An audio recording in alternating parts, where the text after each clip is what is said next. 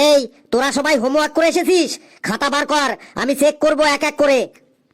এসেই হোমওয়ার্ক চাইছে, জানি না কি হোমওয়ার্ক দিয়েছে। ঘেটু, তুই হোমওয়ার্ক করে এনেছিস? তোর মনে হয় যে আমি হোমওয়ার্ক করে এনেছি? হাতে 2-4 ডান্ডার বাড়ি পড়বে, ব্যাস গল্প শেষ। ডান্ডার বাড়ি খেতে খেতে না আমার হাত দুটো পুরো নির্লজ্জ হয়ে গেছে। আমি প্রতিদিন রাতে যখনই হোমওয়ার্ক করতে যাই তখনই আমার এই হাত দুটি আমাকে বলে, আর হোমওয়ার্ক করতে হবে না, খাবি তো 2টি ডান্ডার বাড়ি, ওইটা আমি সহ্য করে নেব। তুই এখন ফ্রি ফায়ার খেল, আমি ঠিক ডান্ডার বাড়ি সহ্য করে নেব। আমার দুটো হাত আমাকে এই কথাই বলে, তাই আমি আর হোমওয়ার্কও করি না। তোর হাত দুটোকে আমার সম্পর্কে একটু বল, যেন আমার ডান্ডার বাড়ি দুটো তোর হাত দুটো খেয়ে নেয়। সরি বন্ধু, আমার হাত দুটি আবার দুটো বাড়ির বেশি খেতে পারে না। বেশি বকবক করিস না, তোর হাত দুটো তোর সাথে কথা বলে এইটা আমি বিশ্বাস করে নেবো? আমার মাথায় কি গোবর পড়া? আর কি কি বলে তোর হাত দুটো? বেশ, ছেড়ে দে এবার। এই ঘেটু আর ফেলু, 2 পণ্ডিত, তোদের হোমওয়ার্ক নিয়ে আয়, চেক করি। স্যার, হোমওয়ার্ক করেছি, কিন্তু খাতাটা ঘরে ফেলে এসেছি। কি? হোমওয়ার্কের খাতা ঘরে কি করছে? তোরা যা বাহানা করছিস না, এগুলো সব পুরনো হয়ে গেছে। এবার নতুন কিছু বল, না হলে কিন্তু আজ তোদের আমি পে দিয়ে একদম লাল করে ছাড়বো। স্যার, আপনি ঠিকই বলেছেন, এরা ইনস্ট্যান্ট কোনো বাহানা বানাই দেয়, বাহানা বানাইতে এরা ওস্তাদ বটে।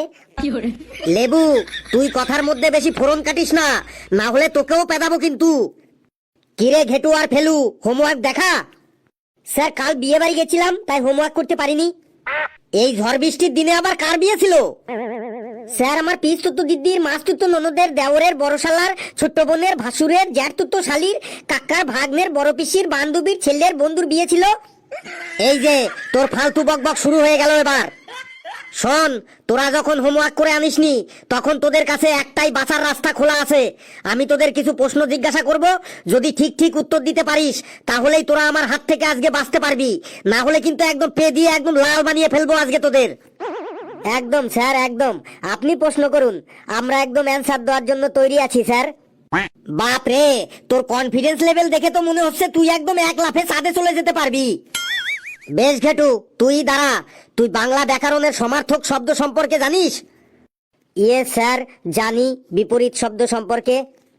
আরে পণ্ডিত, আমি বিপরীত শব্দের কথা বলিনি, আমি সমার্থক শব্দের কথা বলছি। সমার্থক শব্দ মানে বিভিন্ন শব্দের যখন একই অর্থ থাকে তখন তাকে সমার্থক শব্দ বলে, সেই সমার্থক শব্দের কথা বলছি। ও, সমার্থক শব্দ, হ্যাঁ স্যার জানি। বল, কপালের সমার্থক শব্দগুলি বল।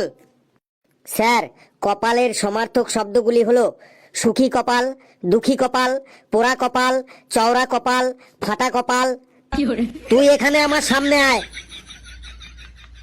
এই নে, এই নে, কপালের সমার্থক শব্দ ফাটা কপাল, পোড়া কপাল, তাই না?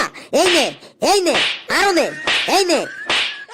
মন দিয়ে শোন, কপালের সমার্থক শব্দ হলো ললাট, গাল, ভাগ্য, অদিষ্ট, অলিক। যা, জায়গায় গিয়ে 2 হাত তুলে বেঞ্চের উপর দাঁড়িয়ে থাক। ভেলু, তুই দাঁড়া, তুই বল আলোর সমার্থক শব্দগুলি কি কি?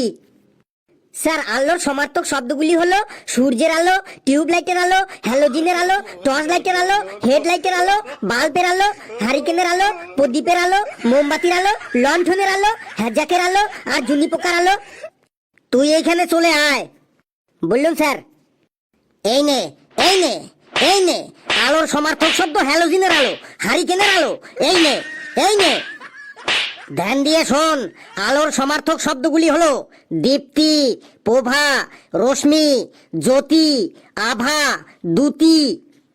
স্যার, এইগুলো তো সব মেয়েদের নাম বলছেন, আমিও তো অনেক মেয়েদের নাম জানি, সুমিত্রা, কাজল, মাধুরী, নেহা, কমলা, কলাবতী। আবার তুই মার খেতে চাইছিস? যদি আর মার খেতে না চাস তাহলে গিয়ে বেঞ্চের উপরে গিয়ে দাঁড়া। ঘেটুর মতো হাত দুটো তোল।